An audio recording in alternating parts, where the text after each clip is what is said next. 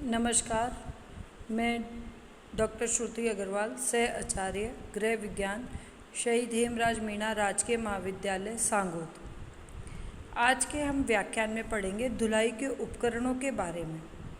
धुलाई के उपकरण 3 प्रकार की श्रेणी में विभाजित करके पढ़े जा सकते हैं। पहला है वस्त्र को धोने भिगोने से संबंधित उपकरण, दूसरा है वस्त्र को सुखाने संबंधित उपकरण और तीसरा है वस्त्र को परिष्कृत करने के संबंधी उपकरण। वस्त्र को धोने भिगोने से संबंधित उपकरण में वह सभी चीज़ें आती हैं, वे सभी उपकरण वस्तुएं आती हैं जिनको हम दिन प्रतिदिन प्रयोग में लाते हैं, जैसे कि संग्रह करने की थैली, लॉन्ड्री बैग, टोकरी इत्यादि। टब या बाल्टियाँ जो कि धातु व प्लास्टिक की हो सकती हैं, इनको धोने, नील, कलफ आदि लगाने में काम में लाया जा सकता है। मग, कटोरा आदि ये भी कोई नील घोलने या कलफ घोलने या पानी निकालने डालने आदि में प्रयोग किए जा सकते हैं। इसके अतिरिक्त कुछ विशेष उपकरण जिनके बारे में जानकारी देनी आवश्यक है वह है सिंक। जब हम खड़े होकर वस्त्र धोते हैं तो उसके लिए सिंक सुविधाजनक होता है।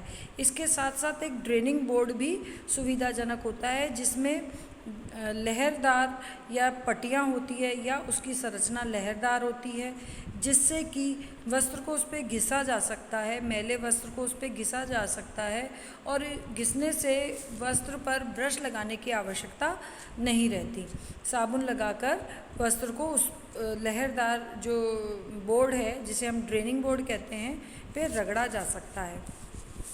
इसके अलावा स्क्रबिंग बोर्ड भी एक होता है, ये लकड़ी और स्टील का बना हुआ होता है।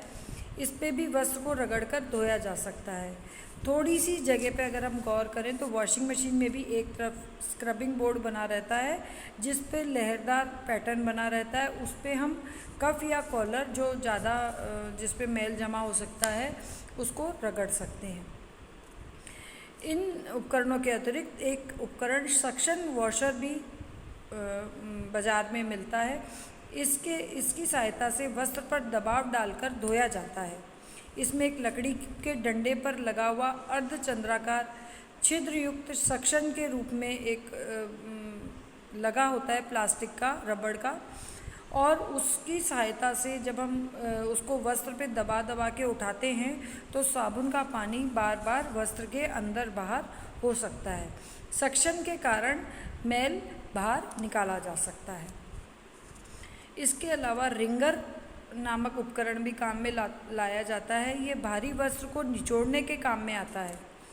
इसमें 2 रोलर जो कि रबड़ के बने हुए होते हैं, उनको हाथों से चलाया जाता है और वस्त्र की मोटाई के आधार पर स्क्रू द्वारा दोनों रोलरों के बीच की दूरी निर्धारित कर दी जाती है। अगर वस्त्र ज़्यादा मोटा है तो बीच की दूरी थोड़ी ज़्यादा रखी जाती है, और वस्त्र अगर बारीक है, महीन है, पतला है तो बीच की दूरी उस अनुसार कम कर दी जाती है। भीगे हुए वस्त्र जब रिंगर के रोलरों के बीच में से निकलते हैं तो उसका पानी निचोड़ता चला जाता है। जैसे कि हम ये देखते हैं जूस निकालने वाली, जो गन्ना के जूस निकालने वाली मशीन है, उसमें 2 रोलरों के बीच में से जब गन्ने को पास कराया जाता है, उसमें से किस प्रकार वह पानी, उसका रस निकलता जाता है, उसी प्रकार भीगे हुए वस्त्र को जब रोलरों से पार कराया जाता है तो उसका रस या पानी निकलता जाता है। अब इसके अलावा होती है कपड़े धोने की मशीन। कपड़े धोने की मशीन भी कई प्रकार की होती है, जैसे कि अब हम बाज़ार में देखते हैं ऑटोमेटिक, जिसमें सारी प्रक्रिया, धुलाई से संबंधित सब प्रक्रिया एक ही उसमें पूरी हो जाती है। वस्त्र को कहीं एक टब से दूसरे टब में नहीं डालने की ज़रूरत पड़ती। दूसरी होती है सेमी ऑटोमेटिक, जिसमें धुलाई एक टब में होती है और निचोड़ना, झकोलना दूसरे टब में होता है, तो इसे सेमी ऑटोमेटिक मशीन कहते हैं। इसमें हमें अपनी मशीन के अंदर से एक टब में से उठाकर दूसरे टब में कपड़े डालने पड़ते हैं धुलाई की प्रक्रिया पूर्ण करने के लिए। इसके अतिरिक्त कई ऐसे छोटे और अन्य उपकरण होते हैं, जैसे साबुनदानी, चम्मच, कपड़े धोने का ब्रश इत्यादि। ये सब भी धुलाई के उपकरण में आते हैं। अब हम पढ़ते हैं धुले हुए वस्त्र को सुखाने संबंधित उपकरण। धुले हुए वस्त्र को कई प्रकार सुखाया जाता है। अगर उसको सुखाया ना जाए तो उसमें बदबू आ जाती है, फ्रेशनेस, ताजगी का अभाव हो जाता है और कपड़े मुरझाए मुरझाए सिलवटदार भी दिखाई देते हैं। इसलिए धुले हुए वस्त्र को खुली हवा में सुखाना आवश्यक हो जाता है। इस हेतु हम कई उपकरण प्रयोग में लाते हैं। पहला है अलगनी। ये प्लास्टिक के तार, नायलॉन की रस्सी आदि का प्रयोग करके जो डोरी बना करके हम लगाते हैं, जिस पे हम कपड़े सुखोते हैं, उसको कहते हैं। दूसरा है रैक। जब डोरी बांधने का स्थान अवेलेबल नहीं होता या बाहर सुखाने की जगह नहीं होती तो इंडोर्स में घर के अंदर ही कपड़े सुखाने की रैक का प्रयोग किया जा सकता है। इसमें भी कई प्रकार रॉड लगी होती है जिसपे हम अलग अलग करके कपड़े फैला करके सुखा सकते हैं। तीसरा है हैंगर। इससे हम सब परिचित हैं। शर्ट, कमीज, टी शर्ट आदि को हैंगर में लटका करके अगर हम लटकाते हैं तो इनसे इनका आकार नहीं बिगड़ता और इन पर इस्त्री करना भी आसान हो जाता है। तो हैंगर का भी प्रयोग सुखाने संबंधित उपकरण के अंतर्गत आता है। चौथा है क्लिप्स। इन्हें पैग्स भी कहा जाता है, क्लॉथ पैग भी कहते हैं इन्हें, और ये हम बाज़ार में देखते हैं आजकल। प्लास्टिक, स्टील, एल्युमिनियम, लकड़ी, सभी प्रकार की चीज़ों की धातुओं की और लकड़ी आदि की हमें बाज़ार में आसानी से मिल जाती है। इनका प्रयोग वस्त्र जब सूख जाएं तो वो उड़ ना जाएं, इसलिए उनको तनी से जोड़े रखने के लिए किया जाता है। तीसरी कैटेगरी है वस्त्र परिष्कृत करने संबंधी उपकरण। वस्त्र धुल भी जाए, सूख भी जाए, अब उसको परिष्कृत करने की आवश्यकता होती है। परिष्कृत करने का मतलब है उसकी प्रेस करना, उसको साफ संरक्षित करके रखना। इसलिए जो उपकरण काम में लाते हैं वो इस कैटेगरी में आते हैं। तो इसके अंतर्गत सबसे पहले आएगी इस्त्री। इस्त्री यानी आयरन प्रेस। पहला जैसे हम सब जानते हैं कि कोयला जला करके इस्त्री को काम में लिया जाता था। अब विद्युत चलित इस्त्री आने लग गई है और विद्युत चलित में भी ऑटोमेटिक इस्त्री आती है जिसमें थर्मास्टेट लगा होता है जो ताप को नियंत्रित करता है। उसके ऊपर जो नॉब लगी रहती है उस पर निशान बने रहते हैं, कॉटन, सिल्क, वुलन।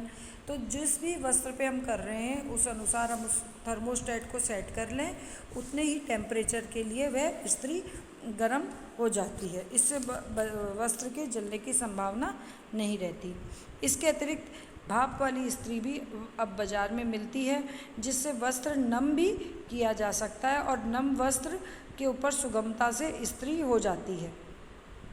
अब इस्त्री करने के लिए मेज, ये एक अन्य उपकरण है जो फोल्डिंग होता है। इस पर पैडिंग लगी होती है क्योंकि सपाट समतल जो सतह है उस पर इस्त्री करने से वस्त्र की सिलवटें नहीं निकलती। इसलिए एक ऐसी मेज जिस पे पैडिंग लगी हो उसको इस्त्री करने योग्य मेज माना जा सकता है। और गरम इस्त्री रखने के लिए साइड में स्टैंड या एक एस्बेस्टॉस की शीट का टुकड़ा रखा जा सकता है। तीसरा है घुमावदार प्रेस या फ्लैट आयरन। घुमावदार प्रेस में 2 रोलर लगे होते हैं जिनके बीच में से वस्त्र गुजरता है। इन रोलरों को विद्युत से गर्म किया जाता है और ये अधिकतर लॉन्ड्रीज आदि में काम में ली जाती है। फ्लैट आयरन की मशीन में 2 बोर्ड लगे होते हैं, एक पर पैडिंग होती है और दूसरे को विद्युत से गर्म किया जाता है। दोनों के बीच में वस्त्र को दबा देने से उस पर इस्त्री की जा सकती है। इसके अतिरिक्त धुलाई से संबंधित न होते हुए भी संबंधित है ये उपकरण जो कैटेगरी है संचयन संबंधी उपकरण। यानी धुले हुए वस्त्र को हम किस प्रकार कहाँ पे संग्रहित करके रखेंगे जिससे कि वे साफ स्वच्छ बने रहें, वे उपकरण इसके अंतर्गत आते हैं। इसमें आते हैं जैसे बास्केट, अलमारियाँ, शेल्फ, कबर्ड आदि। या इसके अंतर्गत यह भी आता है जहाँ पे हम अपने सामग्री रखते हैं धुलाई से संबंधित, जैसे सर्फ, साबुन, ब्रश इत्यादि, जहाँ पे हम इकट्ठा करके जिस अलमारी में रखते हैं या जिस पात्र में रखते हैं वे भी चीज़ें इसके अंदर आती है। कई बार रसायन और प्रतिकर्मक भी हमें अपने साथ रखने पड़ते हैं, घर पे रखने पड़ते हैं, कोई दाग धब्बे हटाने के लिए किसी चीज़ की आवश्यकता होती है तो किन्हीं रसायनों प्रतिक्रमों को कांच के बर्तन में रखना ज़रूरी होता है, किसी को ढक्कन बंद वाले बर्तन में रखना ज़रूरी होता है। तो और कोई रासायनिक प्रतिक्रमक विषैले भी होते हैं, उन पे विष लिख के रखना होता है ताकि वह किसी बच्चे के हाथ ना आसानी से लग जाए। तो यह सब चीज़ें धुलाई के उपकरण के अंतर्गत आती हैं। अगली कक्षा में हम पढ़ेंगे दाग धब्बे और विभिन्न प्रकार की प्रक्रियाएं, उनको छुड़ाने से संबंधित विभिन्न प्रकार की प्रक्रियाएं।